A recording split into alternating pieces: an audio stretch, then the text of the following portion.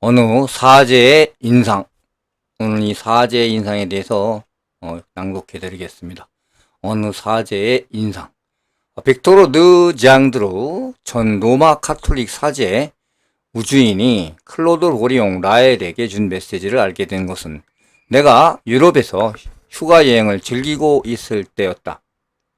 1976년 6월 10일에 떠나 이미 프랑스, 스페인, 이탈리아를 다 돌고 난 다음 6월 30일 나는 첫 번째 메시지 진실을 알리는 책을 발견했고, 며칠 후인 7월 2일 두 번째 메시지 우주인은 나를 그들의 행성에 데려갔다를 손에 넣을 수 있었다.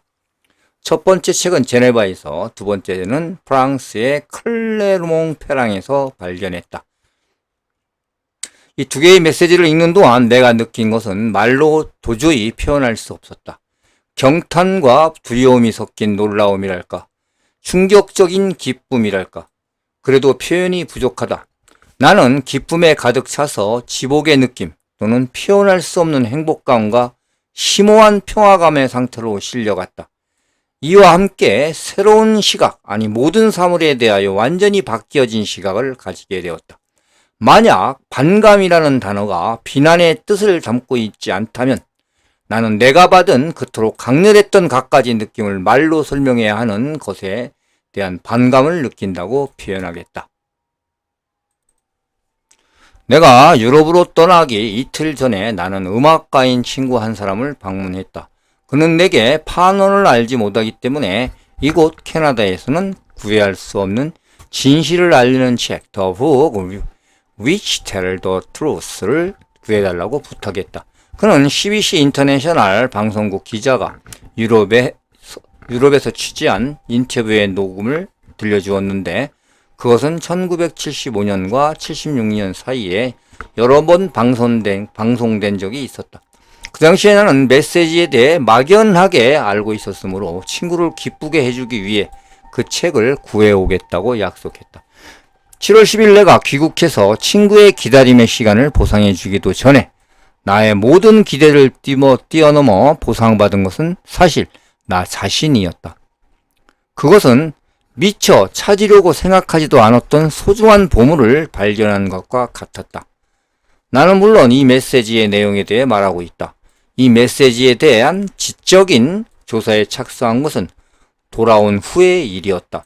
다소 닥치는 대로 독서를 하면서 나는 메시지의 본질을 이해하기 위해 공부했다.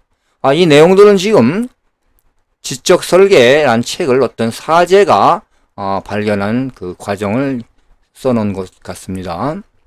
나는 사제직에 오르기 위해 신학교에서 공부했던 성서 문헌을 읽었고, 다음에는 신학교에서 배운 약간의 히브리어 외에는 알아볼 수 없었던 카발라와 종교의 역사, 특히 기독교의 역사, 또 끝으로 과학 분야에 대해 읽었다. 나는 이러한 연구를 기반으로 나 자신의 의견을 가질 수 있게 되었다. 메시지에서 나에게 가장 감명을 준 것은 무엇일까? 내게 가장 큰 인상을 준 것은 무엇일까? 그래서 지나친 주석을 붙이지 않고 나는 내가 받은 인상을 종합해서 중요한 점을 열거하려고 한다.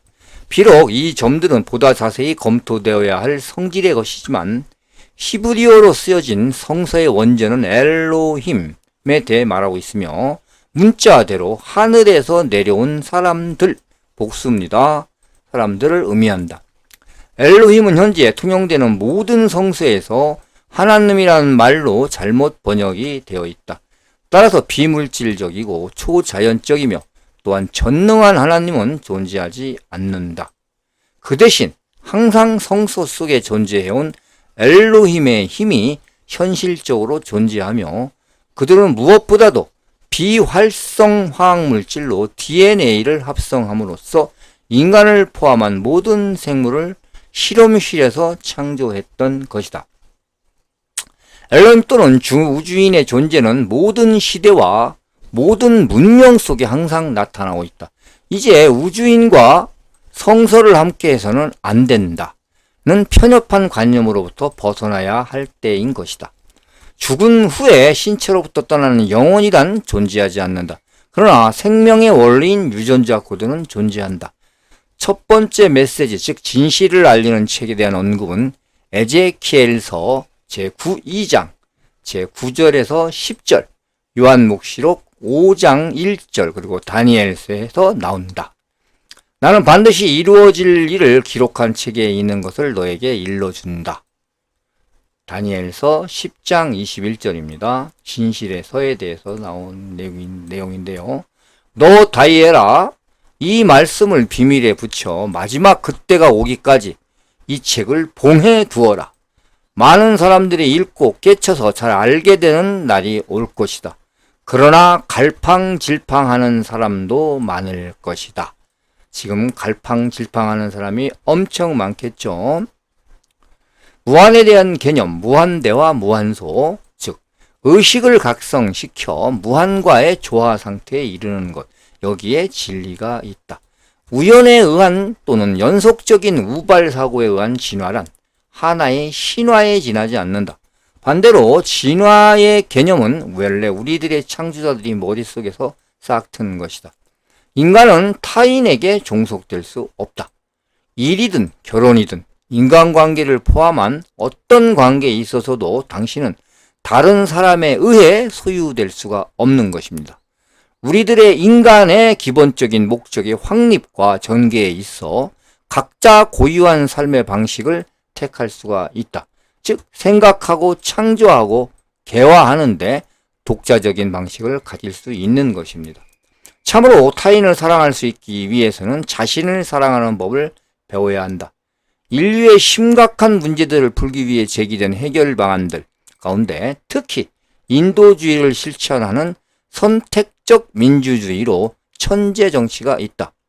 천재들은 인류의 귀중한 자원이라는 점, 천재 정치에 입각한 세계 정부의 실현을 위한 절차와 방법, 육체 노동을 폐지하기 위한 로봇의 제조, 화폐의 전면적 폐지를 목적으로 한 세계 통화의 제정, 각 지방의 모국어를 유지하는 한편 단일 세계 공용어의 창안, 병역 의무의 폐지와 세계 평화의 수호를 위한 직업군인의 배치. 자, 타르스의 바울이 표현했듯이 우리들은 평화와 안전을 동시에 추구할 수는 없다. 데살로니가인들에게 보낸 첫 번째 편지.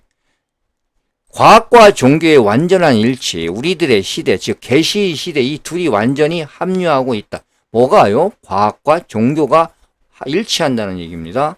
모든 종교 문헌들, 특히 성서는 우리들의 시대를 예측하고 있으며 물이 쏟아지기 전에 우리들의 창조자들이 인류에게 과학적 유산을 물려주기 위해 공식적으로 도래하기 전에 최후의 예언자가 올 것을 예고하고 있다. 이 최후의 예언자가 지금 현재로서는 라헬을 말하는 것입니다. 이 두 메시지를 다 읽고 나서 나는 이웃을 사랑하라는 가르침을 잊은 채 입으로만 기도하던 기독교도의 위선을 내 자신 속에서 강하게 느꼈다. 그것은 돈과 축적된 부에 의해 얻어진 교회의 세속적 그리고 정신적 지배라고 느껴졌다. 이런 지배는 그것에서 이익을 얻는 정치 권력과 결탁해서 유지되고 조장되어 온 지배였던 것이다. 이러한 신비주의화는 사람들을 더욱 깊이 잠들게 할 뿐이다. 우리들은 시대의 징조를 잘 살피고 때가 온 것을 알아차리기 위해 항상 깨어있으라는 예수의 충고와도 멀어지고 있다. 사람들을 맹목적으로 만들고 있는 것은 전통 숭배와 수천 년에 걸쳐 내려온 관습 때문이다. 나는 전도서의 다음 말을 기억한다. 이런 말을 하지 마라. 지나간 세월이 지금보다 좋았지요. 지혜로운 사람은 이런 질문을 하지 않는다.